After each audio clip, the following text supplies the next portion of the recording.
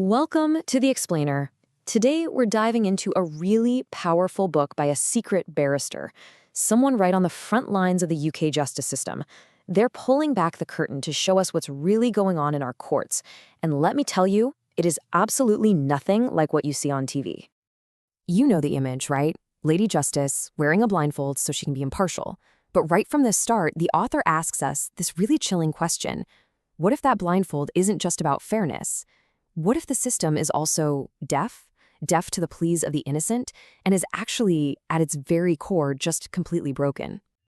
We tend to picture these grand, majestic courtrooms, but the author paints a very different picture. The reality for many criminal courts is that they are literally falling apart. We're talking buckets on the floor to catch rainwater, evidence being stored in broken toilets, and this isn't just about old buildings. It's a perfect metaphor for a justice system that is collapsing under its own weight. Okay, let's tackle our first myth, and it's one we all get from the movies. The fat cat lawyer, right? The one with the flashy car and the $1,000 suit. Well, the reality, especially for the barristers who defend everyday people, could not be more different. And believe me, the author gets personal here. They reveal that after years of ridiculously expensive education, their starting salary as a criminal barrister was actually less than the minimum wage. And why? Because the government's legal aid budget, the money that pays for the defense of people who can't afford it, has been slashed for decades. The fees have gotten so low that these lawyers often end up paying out of their own pockets just to do their jobs. So what happens when that's the reality? Well, the brightest legal minds, pretty logically, are leaving criminal law to take high-paying corporate jobs instead.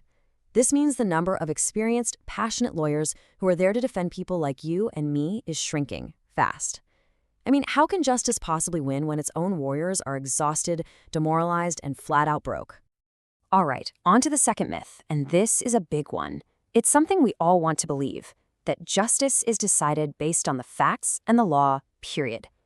But the book makes a really startling claim, that getting justice is often less about the truth and more like a game of pure chance. So, if it's not just about the facts, what else could possibly be swaying a decision that could change someone's entire life? Well, the answer is deeply and pretty uncomfortably human.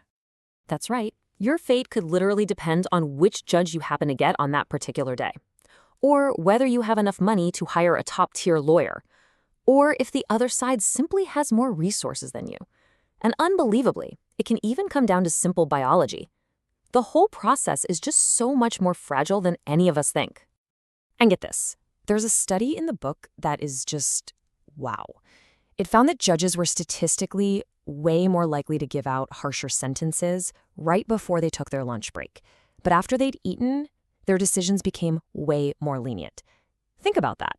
Your entire future could literally depend on the timing of a sandwich.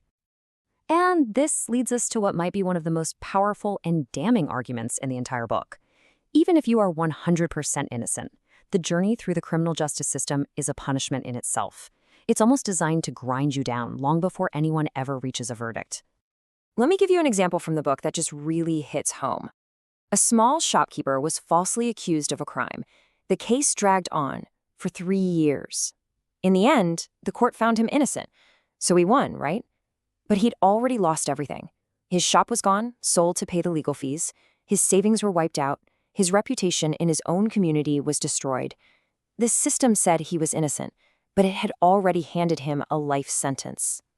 Okay, now we come to what might be the single most shocking thing in this entire book. We all assume that if someone pleads guilty, well, it's because they did it.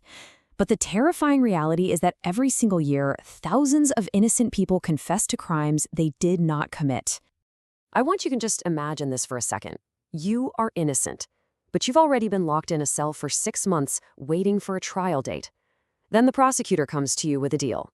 Plead guilty to a smaller crime, and you can walk out of this courthouse today, a free person. Or you can insist you're innocent, fight the case, and risk losing and going to prison for years. What would you do? See, this stops being about finding the truth. The system forces people into this terrifying psychological game of risk. For someone who is exhausted, scared, who's already lost their job, a false confession can start to feel like the only sane, rational choice to escape something so much worse.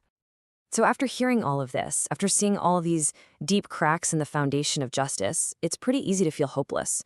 But the book doesn't just spend all its time diagnosing the disease. It also points to the root cause, and it actually offers us a path towards a cure.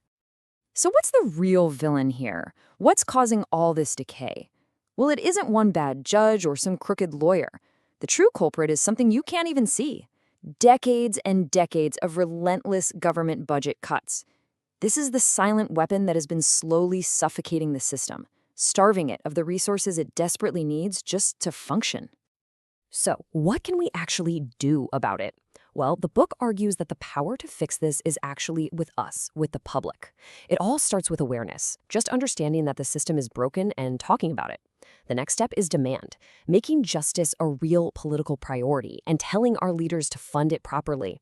And finally, participation, taking our civic duties like jury service seriously. And really, all of this boils down to one crucial takeaway. We tend to think of justice as some abstract idea, but we need to start seeing it as an essential public service, just like healthcare or education. And just like those things, it requires serious, sustained investment. Because at the end of the day, we get the justice system we're willing to pay for. I'll leave you with the book's final, haunting question. It's really a call to action for every single one of us. The system that we all rely on to protect us is in critical condition. If we, the citizens it's supposed to serve, don't stand up and demand that it gets fixed, who will? And will it even be there for us when we need it most?